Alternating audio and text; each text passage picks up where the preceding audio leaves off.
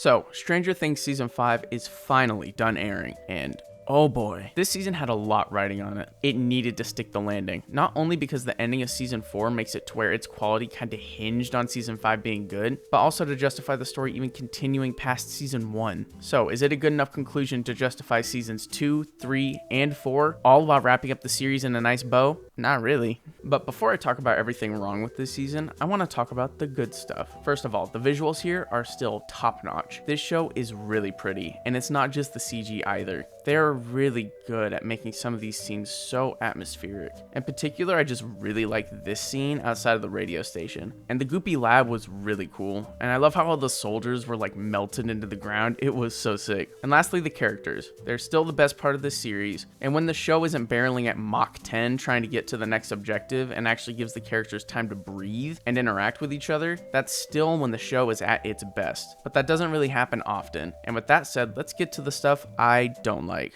Basically everything else. Mostly just the writing and the pacing, because holy. First off, the characters in this show are way too smart. This goes for all the characters, but Robin definitely gets the worst of it. There's one scene in particular where she just shows up and is like, what if you're like a radio? But it doesn't come off as a discovery where the characters put their minds together to figure out the mystery. It comes off as her Olympically pole vaulting to a conclusion and her just being right. And that kind of thing just keeps happening throughout the whole season. And this is mostly the fault of the pacing, because this show is going so quickly from set piece to set piece, one after another. The characters get almost no time to shine, and it leads to the best part of this show getting completely sidelined. Also, some of these people clearly do not want to be here anymore. Eleven's actor in particular is really bad this season, and that's a big problem because she's paired up with Hopper, and only Hopper, for most of the season, and she just drained the life from all the scenes they were in, and it got so much worse whenever they reintroduced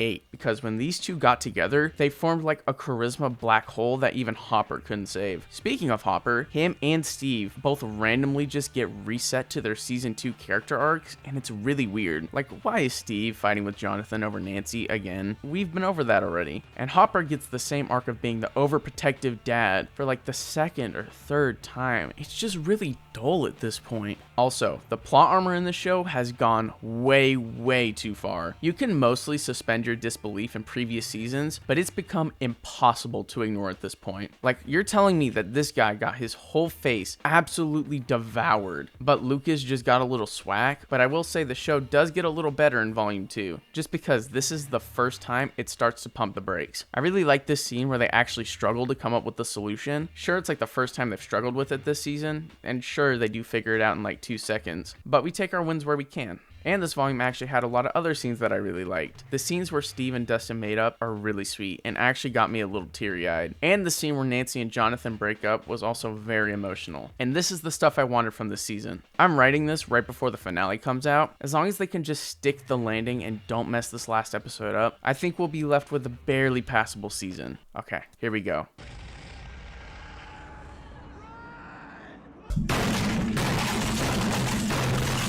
This finale was a total mess. First of all, the whole military plotline was absolutely pointless. The only real purpose they served in the story was game ending the girl who was already gonna do it herself anyways. Second of all, this shit is absolutely ridiculous. There's jumping the shark, and then there's triple front flipping over the whole goddamn ocean. And of all the things they could have done for the finale, a kaiju fight shouldn't have even made the list. Also, not a single person we care about died or was even hurt in the fight with the Mind Flayer. Also, I hope I don't have to point out just how much less cool this makes the Mind Flayer. The whole reason the Mind Flayer was scary in the first place was because you didn't know what it was. It was an ethereal monster that haunted Hawkins. It didn't need a physical presence to be scary. Now, at first, I got really excited when they were showing Henry's backstory, because I thought it was implying that the Mind Flayer was really behind it all, which I like a bit better than it just being this guy. But then immediately after, it's revealed that it was a giant spider the whole time, and my heart just dropped. It's It's just insanity that anyone looked at this final fight and was happy with it. And after the day is saved, there's a time skip. And it's fine. It is very bittersweet watching a show that's been on since I was in elementary school finally end. But I'm not gonna lie to y'all, it's almost ruined by just how bad that ending fight was. Because after all these years, a giant monster fight where the solution is just to shoot it with a gun is way too normal for a show called Stranger Things. So I'm gonna have to give Stranger Things Season 5 a 3 out of 10.